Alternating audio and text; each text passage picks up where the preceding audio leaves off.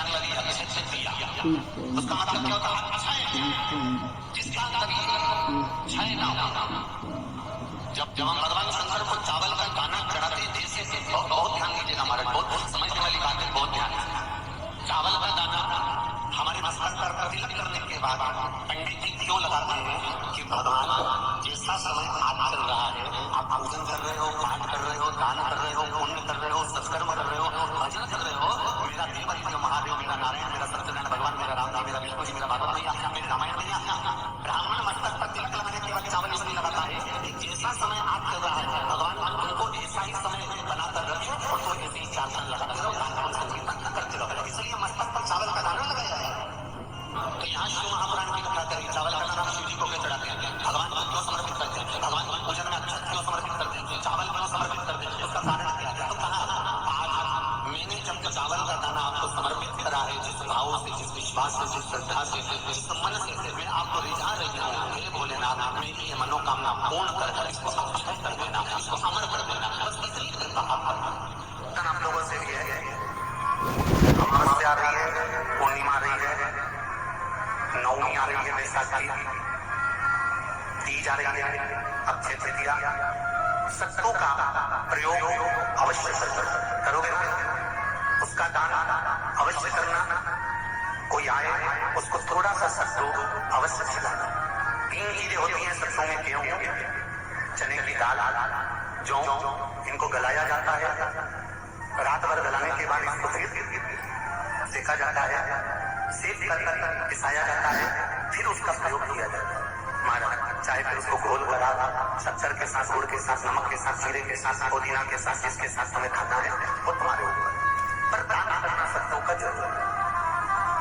एक चुटकी मात्र भी अगर सत्तू आपने दान किया है वैशाख महीने में, उसका फल जरूर मिलेगा। हमने भी विचार करा है, जितने लोग ऑनलाइन दान कर रहे हैं, दान सहयोग राशि अकाउंट में डाल रहे हैं या सहयोग दे रहे हैं, तो अमावस्या, नवमी और पूर्णिमा को भी कुबेरेश्वर धाम में जितने भी भगत आते हैं उनको सत्तू का ही प्रसाद वितरण किया जाएगा। जो लोग दान दे रहे हैं उनके सहयोग से ही ये क्रम किया जाएगा। प्रयास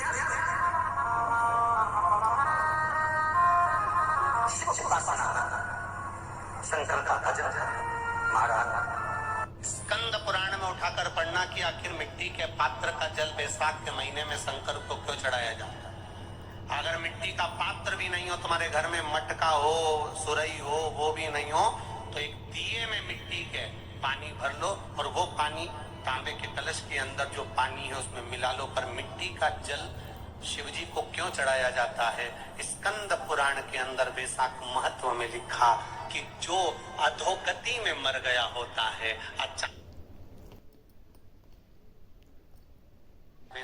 महत्व में लिखा कि जो अधोगति में मर गया होता है, अचानक मर गया होता है, एक्सीडेंट में मर गया होता है, उसकी जीने की और तमन्ना थी, अचानक कोई बीमारी लग गई और मर गया, कोई बड़ी बीमारी लगने के कारण चला गया, उसको बहुत कुछ करना था पर मर गया, उसके लिए बैसाख महीने में शंकर भगवान को जब हम मिट्टी के पात्र का जल समर्पित करते हैं तो वो जीव तड़पता नहीं है, कहीं भटकता नहीं है, उसको गया में पितरों में मिलाया कि नहीं मिलाया, बद्र विशाल में ब्रह्म का पाली करी कि नहीं करी, कभी पिंडदान, कभी तर्पण, तिलांजलि हुई कि नहीं हुई, पर मिट्टी के पात्र का जल बैसाख महीने में आता है तो वो जीव कहीं पर भी हो उसकी मुक्ति हो जाती है, उसका मोक्ष। मिट्टी का कोई पात्र नहीं, कोई तारवन नहीं, तो आप दिए के अंदर भी जल भरकर उसको तांबे के लोटे में मिलाकर शिव जी को चढ़ा सकते हो।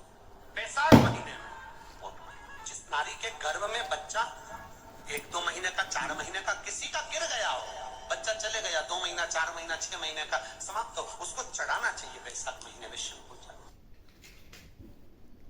श्री शिवाय नमस्तुभ्यम। हर हर महादेव। पूज्य प्रदीप मिश्रा जी ने कथा में बहुत अच्छी बात बताई है।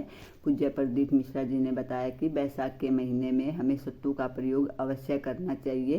घर में भी और किसी को दान भी करना चाहिए। ऐसा करने से हमारे खाते में पुण्य जाता है और घर में इस्तेमाल करते हैं तो शरीर में ठंडक बनी रहती है, हम बीमारियों से दूर रहते हैं।